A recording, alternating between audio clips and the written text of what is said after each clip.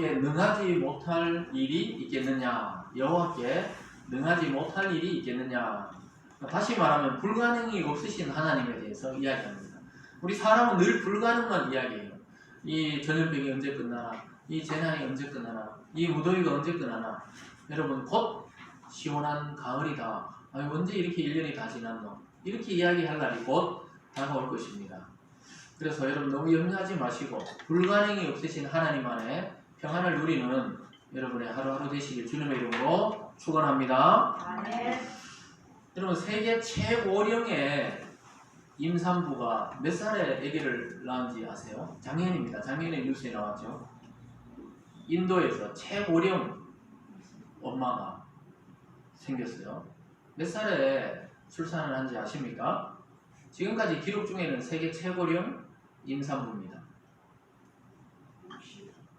60? 네, 60. 90.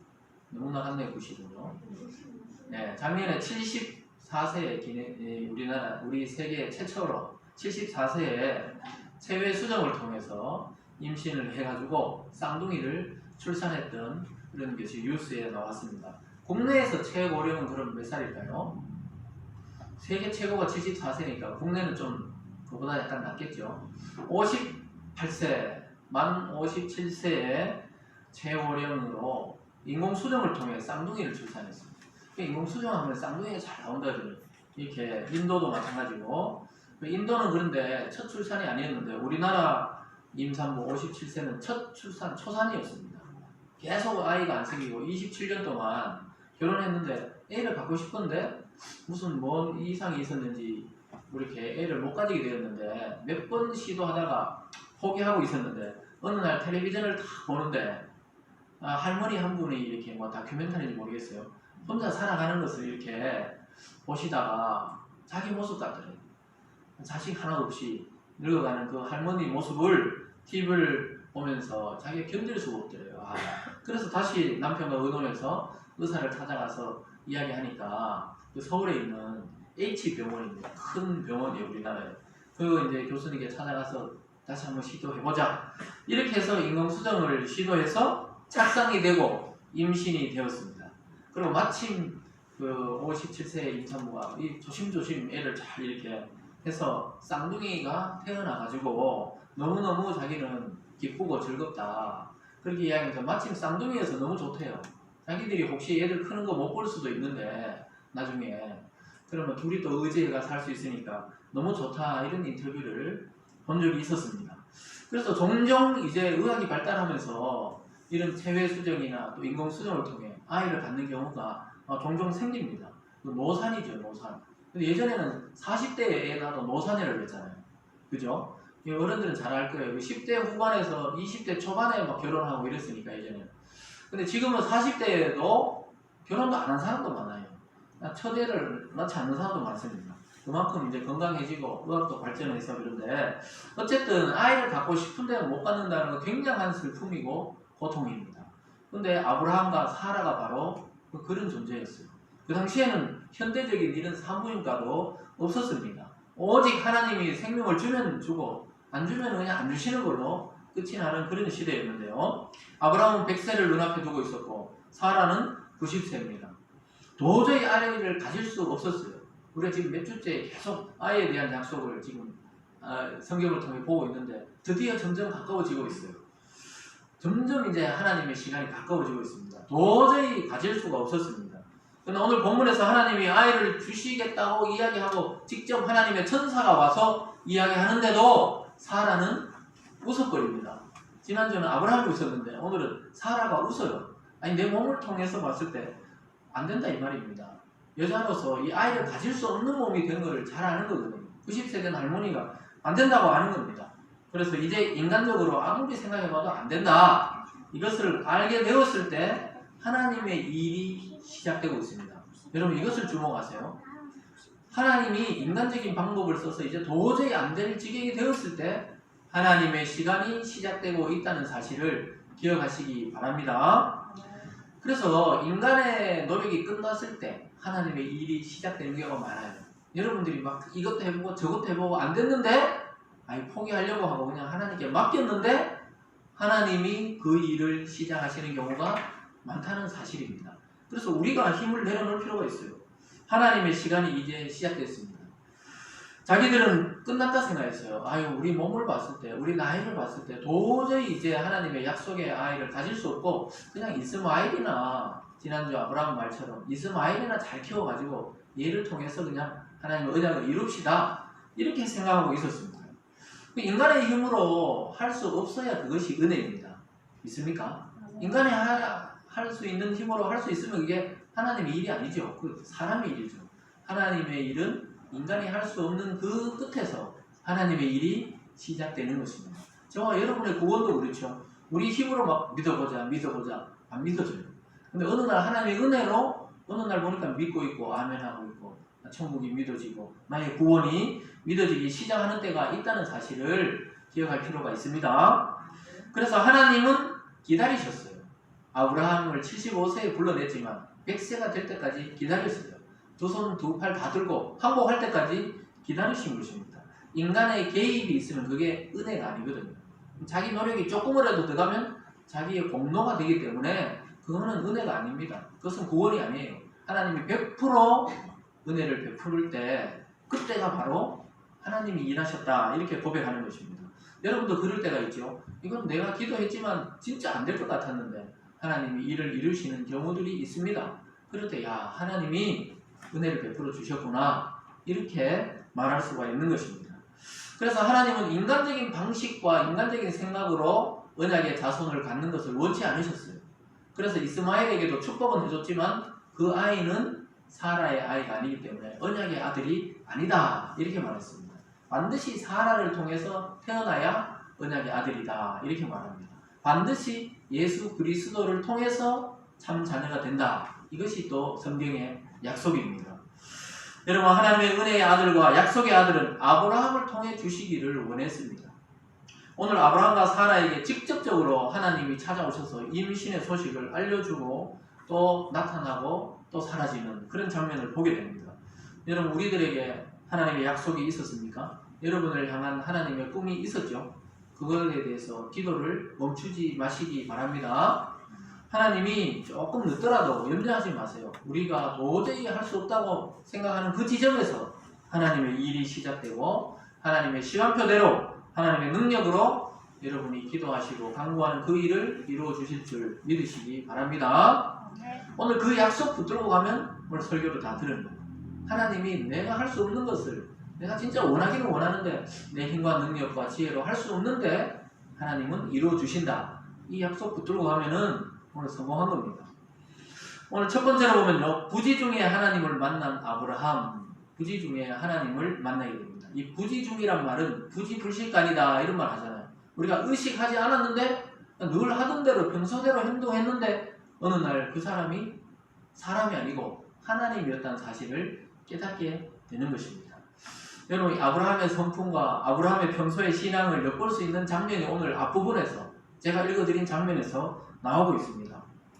그래서 히브리서 기자는 아브라함의 이런 행동을 이렇게 말했어요. 히브리서 13장에 보면 이렇게 말합니다. 형제 사랑하기를 계속하고 손님 대접하기를 잊지 말라. 이로써 부지 중에 천사를 대접한 이들이 있느니라. 형제를 사랑하고 손님 대접하기를 잊지 말고 또 나누고 베푸는 걸 잊지 말라. 이랬을 때 부지 중에 천사를 대접한 사람이 있었다. 그 사람이 누구냐? 아브라함입니다. 아브라함. 오늘 아브라함이 그냥 오늘처럼 우리 지금 이 날씨처럼 아주 뜨거운 그 태양볕 아래 문턱에 가만히 앉아 있다가 오늘 천사 3명을 만났는데 그게 천사가 아니고 그 중에 한 분이 하나님이라는 것을 깨닫게 됩니다. 그래서 히브리서 기자는 창세기 오늘 이 아브라함의 그 기자를 하나님의 천사, 하나님의 사자를 대접하게 되었다. 오늘 뭐 막 아브라함이 분주하게 물도 갖다 주고 고기도 갖다 주고 떡도 갖다 주는데 그게 원래 복 받으려고 그랬던 게 아니고 아브라함의 평소의 신앙이 그랬다는 겁니다. 아브라함은 자기가 나그네 생활을 해봤기 때문에 지나가는 나그네를 그냥 맨입으로 보내지 않았어요. 그들의 발을 씻어준다. 우리는 의미가 좀 다르죠. 우리는 예전에 왜 사극 같은 거 보면 사랑방 손님들이나 사랑방에다가 지나가는 나그네들을 하룻밤씩 재워주고 그런 일들이 있었습니다. 근데 이 당시 중동의 문화는 이 메마른 땅을 걸어 다니기 때문에 발에 먼지가 많아요. 그 집에 오는 손님들에게 물을 주는 것이, 물을 통해서 발을 씻도록 하는 것이 가장 큰 손님의 접대입니다. 이 발을 씻어야 한다. 오늘 보면 왔다 갔다 하면서 발도 씻고 음식도 해주고 이런 장면이 나옵니다. 여러분, 아브라함이 원래 이런 사람이 아니었다니까요. 오늘 100세를 맞이하면서 이 신앙이 점점 이런 겸손과 섬김과 사랑의 사람으로 변화되어 가는 중에 있었습니다. 그래서 아브라함은 큰 부족의 족장이잖아요. 아브라함이 재산이 너무 많아가지고 조카하고 갈라쓸 정도로 가족도 많고 가축도 많고 종도 많은 사람이었습니다. 상당한 규모였어요. 그래서 주위에 있는 부족들이 동맹을 맺자 할 정도로 큰 부족의 우두머리였는데 이렇게 겸손하게 섬깁니다. 발을 씻어주고 음식을 대접하고 또 나그네를 그냥 보내지 않습니다. 오늘만 그랬던 게 아니에요. 이 성경의 내용은 오늘 내용만 나오지만 아브라함이 평소에 자기 자신의 신세를 늘 생각했거든요. 아브라함이 텐트를 치고 늘 돌아다녔잖아요. 하늘의 별을 보고 하나님이 또 답답하면 또 움직이게 하시고 이렇게 해가지고 다녔던 사람이니까 오늘 웬 낯선 나그네 3명을 보고는 그냥 보내지 않고 잘 대접해주고 잘 머물게 해주는 것을 보게 됩니다. 이것이 평소에 아브라함의 성품이에요. 변화된 성품이었습니다. 여러분도 예수님 믿기 전과 믿은 후가 많이 달라졌다는 것을 주위의 사람들을 통해서 듣게 될 때가 있어요. 우리는 늘 똑같은 것 같은데 너 많이 달라졌다. 너 교회 다니더니 많이 달라졌네. 너 목사 되더니 많이 달라졌네. 뭐 이런 말들을 듣게 돼요. 왜 그렇습니까? 우리 자신은 잘 모르거든요. 매일매일 말씀을 통해 깎이고 다듬어지고 있는 줄 믿으시기 바랍니다. 아브라함은 100세가 됐을 때 완전히 순종의 사람이 되고 있습니다. 그래서 오늘 1절에 보면 여호와께서 나타났다 이 말은 세번역 성경에 보면 주님께서 나타나셨다 이렇게 번역합니다. 여러분 잘 들으세요. 구약에서 가끔씩 하나님의 천사나 하나님의 또 사자다 이렇게 나타날 때 천사가 나타나는 걸 수도 있지만은 신약에 예수님이 육체를 입고 오기 전에 가끔씩 사람의 모습으로 구약에 나타났어요. 오늘 바로 아브라함이 만난 것이 사람이 아니고 구약의 하나님을 만났던 것입니다. 그러니까 신약에 육체를 입고 오실 제2위이신 성자 하나님을 만난 것으로 보통 그렇게 봅니다. 그래서 우리는 구약의 사람들은 예수를 안 믿었나? 예수를 보고 믿은 게 아니고 오실 예수님을 기대하면서 믿고 있었던 것입니다. 그래서 구약에서는 하나님이 사람의 모양으로 나타나신 경우가 종종 있습니다. 오늘 그 장면을 보게 됩니다. 오늘 세 천사 중에 한 분이 바로 그리스도, 예수님이 이 땅에 오시기 전에 사람들에게 역사하실 때 나타났던 장면입니다. 1절부터 4절까지 말씀이 좀 긴데요. 같이 따라가면서 한번 읽어보겠습니다. 1절부터 본문 4절까지입니다. 시작! 여호와께서 마므레의 상수리 나무들이 있는 곳에서 아브라함에게 나타나시니라. 날이 뜨거울 때 그가 장막문에 앉아있다가 눈을 들어본즉 사람 셋이 맞은편에 서 있는지라. 그가 그들을 보자 곧 장막문에서 달려나가 영접하며 몸을 땅에 굽혀 이르되 내 주여 내가 주께 은혜를 입었사오면 원하건대 종을 떠나 지나가지 마시옵고 물을 조금 가져오게 하사 당신들의 발을 씻으시고 나무 아래에서 씻어서. 아브라함은 하나님인 줄 몰랐어요. 그냥 맞은편에 웬 상수리 나무 아래 세 사람이 그냥 앉아 있는 거예요. 근데 여기 성경에서는 여호와께서 이래 나오잖아요. 아브라함에게 나타났다 1절에서. 그러니까 아브라함은 사람으로 맞지 하나님으로 맞이한 게 아니에요. 무슨 말인지 아시겠죠? 하나님이 사람의 모습으로 나타났는데 아브라함은 사람을 그냥 늘 대접하듯이 대접하다가 하나님을 만난 것입니다. 여러분도 이런 은혜가 있어야 돼요. 우리가 전혀 모르는 사람에게 친절을 베풀 때 그분이 바로 주님과 같은 역할을 하는 사람일지도 모른다는 사실입니다. 무슨 말인지 따라오셨죠? 그래서 아브라함은 하나님인 줄 모르고 그냥 평소에 하던 대로 나그네들에게 자기가 하던 친절을 베풀고 있습니다. 아브라함은 일시적으로 이 사람들이 뭔가 범상치 않은 사람이다. 하나님인 것 같은데 이걸 알고 대접한 게 아니라는 거예요. 늘 평소의 신앙대로 대접을 한 것입니다. 평소에도 그렇게 손님 대접하기를 즐겨했다고 신약에서 아브라함을 그렇게 평가하고 있습니다. 자연스럽게 행동했습니다. 자연스러운 겸손, 자연스러운 사랑의 모습입니다. 아브라함은 그 사람들을 보자마자 달려나갔어요. 그냥 사람 봐가면서 저 사람도 그냥 뭐 다른 사람이 그냥 친절을 베풀도록 놔두자. 저 사람은 좀 옷을 잘 입었네. 내가 가서 친절을 베풀어가지고 내가 무슨 복을 받아야지. 이렇게 생각한 게 아니고 보자마자 앉아가 졸았는지 뭐 어떤지 모르는데 뜨거워요. 오늘 같이 뜨거운 날. 중동은 우리보다 더 뜨겁습니다. 낮에는 50도, 밤에는 또 영하로 내려가고 이런 지역이잖아. 그래서 딱 보니까 내가 가서 도와줘야 되겠다. 바로 그냥 본능적으로 늘 겸손하게 따라갔어요. 그리고 그 사람들에게 주께서 나에게 은혜를 베풀어 주님이라고 불러줘요. 자기가 제일 우두머리인데 이 족장이 자기가 종처럼 가서 발로 물로 발을 씻도록 섬겨줍니다. 그 이어지는 본문에서도 보면은 그냥 발만 씻고 지나가게 한 게 아니고 아주 극진하게 대접하고 완전히 잔치를 베풀듯이 그들을 섬기는 것을 보게 됩니다. 부인 사라보고 떡을 좀 만들어라 그러고 자기가 송아지 잡아다가 종인네 가서 이 요리를 맛있게 해오라 그러고 막 분주하게 돌아다니는 모습을 보게 돼요. 송아지 요리가 예나 지금이나 최고급 요리거든요. 유럽에서는 그렇게 그 송아지 요리가 그렇게 아주 1등 요리라는데 송아지 요리 드셔보셨어요? 드셔봤습니까? 굳이 무식간에 아마 여러분도 모르게 아마 드셔보실 수도 있어요. 근데 송아지가 아주 그 살이 연하고 이 당시에도 마찬가지예요. 목축을 하는 사람이 자기의 송아지를 잡아준다는 것은 최고의 극진한 대접입니다.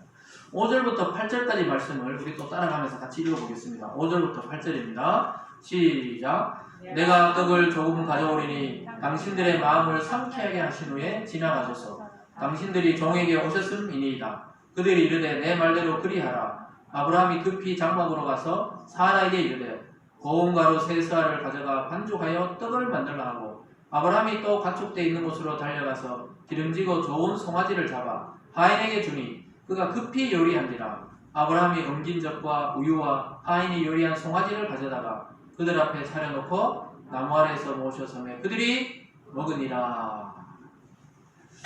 떡을 좀 가져오겠습니다. 좀 앉아 쉬십시오. 마음을 상쾌하게 하다. 이 말이 리프레시하다. 마음을 다시 새롭게 또 충전시켜가지고 가십시오. 내 동네에 내 집 앞에 있는 이 상수리 나무 밑에서 쉬시면서 떡도 좀 먹고 송아지 요리도 먹고 다시 힘을 내가지고 가던 길을 계속 가십시오. 이렇게 지금 청하는 것입니다. 그런데 그 사람들이 보통 같으면 그냥 발만 씻고 지나가도 됩니다 이럴 건데 이 특이한 나그네들이에요. 그렇게 하라고 우리 충분히 그걸 먹을 자격이 있다고 이런 느낌으로 그냥 그렇게 하라고 하나님이시니까 하나님의 천사들이니까 그렇게 이야기하는 겁니다. 그래서 사라에게는 떡을 만들어 오라고 그러고 또 자기가 직접 이 송아지를 잡아다가 자기가 주인인데 하인 시키면 되는데 자기가 직접 골라서 제일 좋은 송아지를 잡아다가 하인인데 요리해서 가지고 와라. 그래가지고 그들이 그냥 우유와 용한 송아지 요리와 그래서 그들이 어떻게 해요? 그걸 먹어요. 그걸 먹습니다. 야 완전 잔치집이죠. 잔치집이야. 떡을 만들고 소를 잡고 엉긴 우유를 주고 여러분 그 당시에 귀한 걸 다 내온 겁니다. 다 내온. 근데 평소에 아브라함의 삶이 이와 같았다는 것입니다. 처음부터 이랬던 게 아니고 하나님을 믿고 이 평생을 살다 보니까 어느 순간에 이런 겸손과 사랑과 섬김의 사람이 되어 있었던 것입니다. 오랜 세월 동안 하나님과 동행했던 사람의 모습입니다.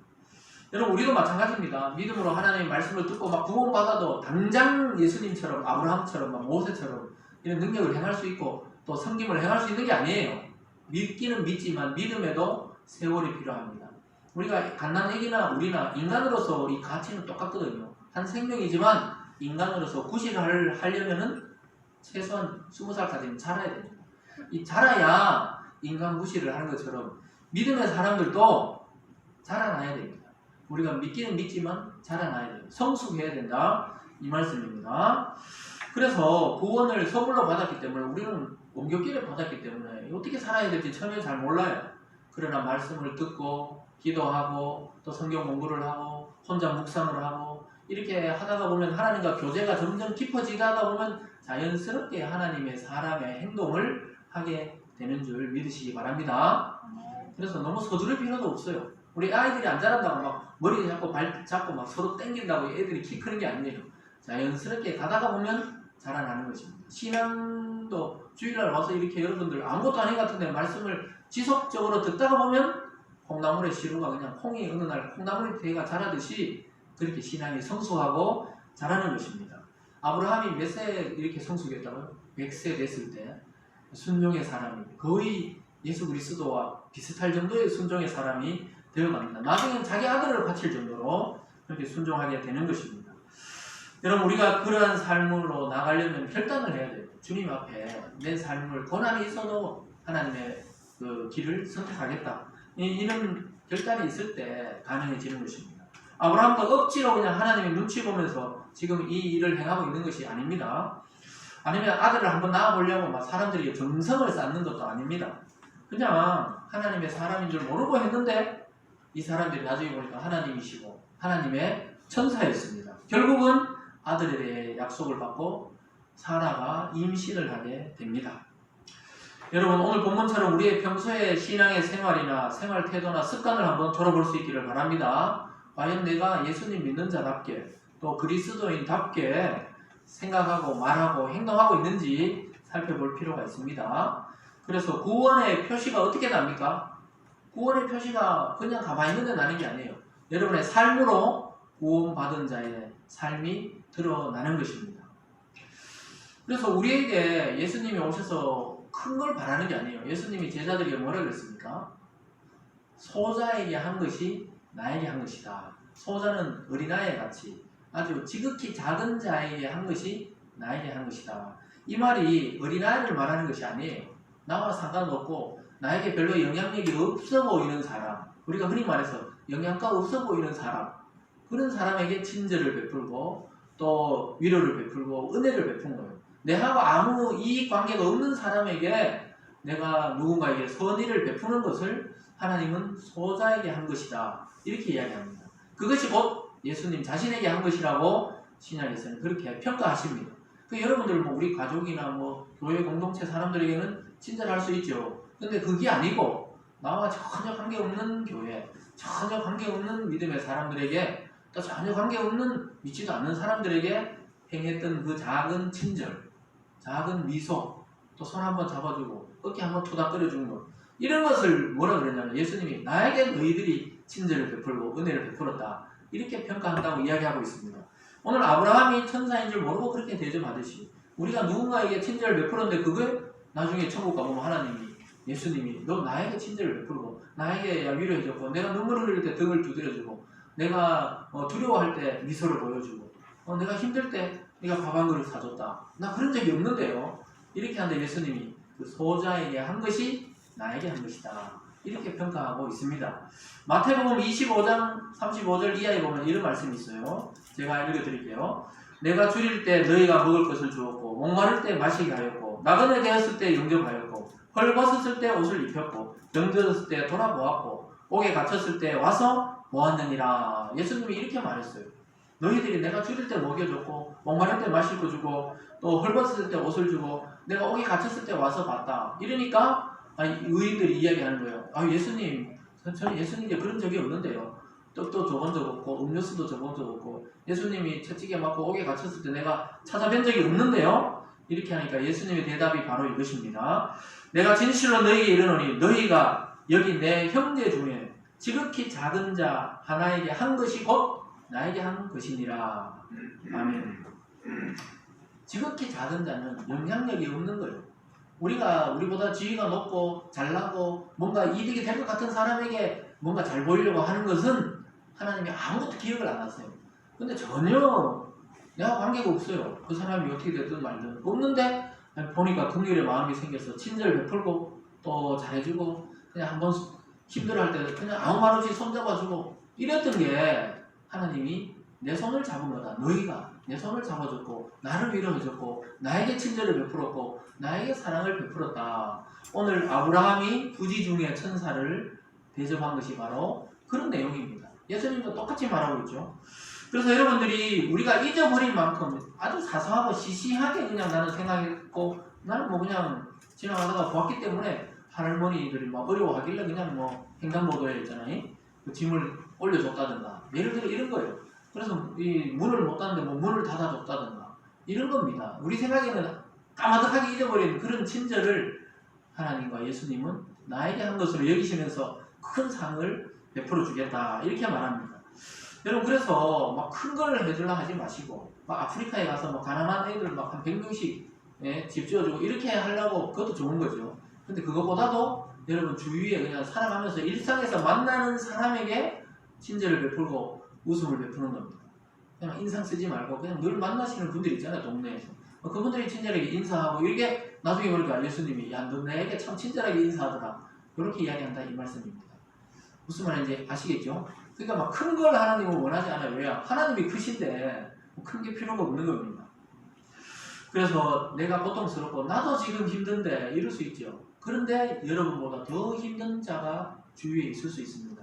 그 사람에게 친절을 베푼 것이 곧 하나님께 친절을 베푼 것이라고 이야기하고 그 사람의 손을 잡아준 것을 예수님이 천국 가면 네가 내 손을 잡아줬다 이렇게 인정하신다 이 말입니다. 여러분 언젠가 우리가 천국에 가시면은 우리가 손님으로 이제 가는 거예요. 천국에. 그러면 예수님이 주인이어서 막 우리에게 뛰어나와서 손을 잡아줍니다. 오늘 아브라함이 나가서 맞이했지만 천국 가면 하나님이 아브라함을 맞이해 주는 것처럼 우리의 두 손을 꼭 잡고 야 이 땅에 산다고 고생 많았다. 2020년 코로나 때문에 고생 많았지. 이걸 다 기억하신단 말이에요. 그걸 기록하시면서 위로하시고 격려하시고 또 구원의 은혜와 잔치를 베풀어 주실 줄 믿습니다. 그것을 다 기억하시면서 아 내가 오늘 이번 주에 한 주 동안은 내하고 별 상관없는 내 가족도 아니고 뭐 그렇게 친한 사이도 아닌 사람에게 한번 친절을 베풀어 보는 그러한 은혜가 있기를 주님의 이름으로 축원합니다. 오늘 두 번째는 사라의 반응이 나타납니다.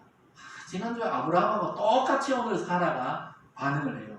부창부수라 그러죠. 네? 그 남편의 그 부인이 있는데 똑같이 반응합니다.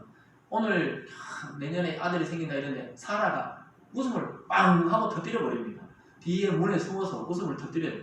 근데 하나님이 그것을 딱 알고 지적하십니다. 여러분 금이 진짜인지 가짜인지 알려면 어디 가야 됩니까? 금은방에 가면 되죠. 또 가방이 이게 짝퉁인지 명품인지 알려면 어디 갑니까? 가방 파는 데 가서 전문가에게 물어보면 됩니다. 근데 중요한 것은 그런 것은 그렇게 판단되는데 내 인생이 이게 정말 진짜인지 가짜인지 내 인생이 이게 정말 하나님 앞에 인정받는 삶인지 아닌지 이거 알 수가 없잖아요. 여러분 그죠? 여러분 삶을 나중에 진짜였는지 가짜였는지 하나님이 판단하시거든요. 심판하시거든요. 그때 됐을 때 내 신앙이 진짜였는지 내 삶은 진짜였는지 이것을 어떻게 알 수 있습니까? 하나님의 지금 살아있을 때 하나님의 말씀을 가까이 하면은 그것이 판단이 됩니다. 다듬어진다 이 말입니다. 사람들은 얼마나 열심히 사는지 몰라요. 진짜 열심히 사는 사람들 많습니다. 근데 그렇게 열심히 살았는데 하나님 앞에 딱 가니까 나는 너를 모른다. 너 나와 상관없는 사람이다. 이러면 낭패잖아요. 지금 우리가 잘 분별해야 됩니다.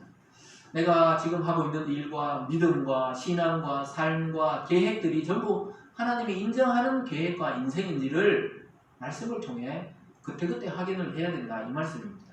우리는 거의 머리로만 믿어요. 제가 한 주 동안 또 친절을 베풉시다 했는데 그래야지 아멘 했지만 또 계단을 내려가고 날 덮고 나도 짜증나는데 누구를 지금 돌아보리라 이런 생각이 든단 말이에요. 그걸 하나님이 아세요. 그렇지만 우리가 끝까지 머리로만 믿으면 구원이 없는 거예요. 머리로만 믿어서는 우리가 구원의 문제가 해결되지 않습니다.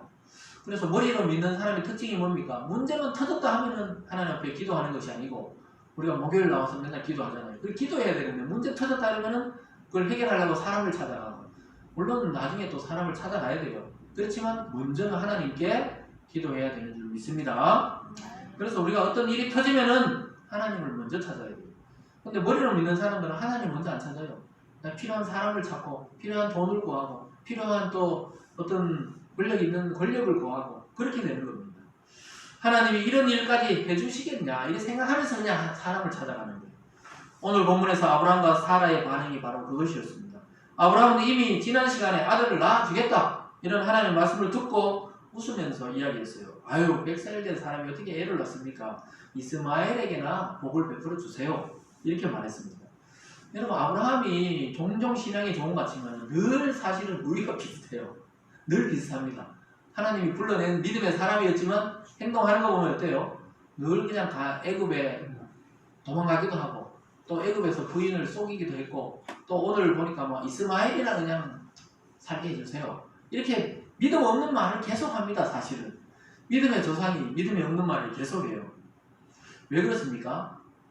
인간이 그렇기 때문에 인간이 우리는 성경에서 위대한 영웅들처럼 보이니까 그렇게 해석한 사람으로 보지만은 자세히 삶의 행간을 살펴보면 우리가 똑같이 믿었다가 못 믿었다가 또 잘 믿었다가 또 헷갈렸다가 이러한 사람들이 바로 아브라함이고 이삭이고 야곱이고 모세고 또 삼손이고 또 선지자들이고 그랬던 것입니다. 그래서 아브라함은 그래도 믿었어야 되는데 끝까지 못 믿어요. 끝까지 못 믿는데 오늘 좀 변화가 옵니다. 그런데 사라가 또 이번에는 반응을 하는데 사라가 웃어버려요. 사라도 웃어버립니다. 그래서 자기 아들 이름이 뭡니까? 이삭이란 말이 우리말로 웃음이란 말입니다. 웃음. 하나님이 웃게 해줘요. 결국은 웃음입니다. 웃음. 그래서 참 사라나 아브라함이나 하나님을 못 믿는 건 아닌데요. 내 몸을 못 믿습니다. 내 몸이 생리가 끊겼고 내 남자로서 구실이 이제 끝이 났는데 어떻게 이게 지금 애가 생기겠습니까? 이거거든요. 이거. 하나님을 못 믿는 게 아니고 사실 우리 자신을 못 믿는 겁니다. 여러분도 그렇죠? 왜 하나님을 못 믿는 건 아닌데 나를 못 믿어. 나를. 내가 이래가지고 천국 가겠나? 내가 이 믿음 가지고 구원 받겠나? 자꾸 자기를 돌아보게 됩니다. 그렇기 때문에 오늘 사라도 아브라함과 똑같이 이야기하게 됩니다. 내년 이맘때 너에게 아들이 태어난다. 이런 말을 지금 아브라함과 천사가 하는 말을 뒷문에서 딱 들어요. 듣다가 웃는데 그 웃음을 천사가 다 알아차리고 왜 웃느냐고 나중에 물어봅니다. 17장 10절 12절까지 한번 읽어볼게요. 18장 10절부터 12절을 한번 같이 읽어보겠습니다. 시작. 그가 이르시되 내년 이맘때 내가 반드시 내게 돌아오리니 내 아내 사라에게 아들이 있으리라 하시니 사라가 그 뒤 장막 문에서 들었더라. 아브람과 사라는 나이가 많아 늙었고 사라에게는 여성의 생리가 끊어졌는지라. 사라가 속으로 웃고 이르되 내가 노쇠하였고 내 주인도 늙었으니 내게 무슨 즐거움이 있으리요. 정확하죠? 그건 사실입니다. 사라가 하는 말이 사실이에요. 나는 이제 노쇠하고 나는 생리가 끊겼고 내 남편이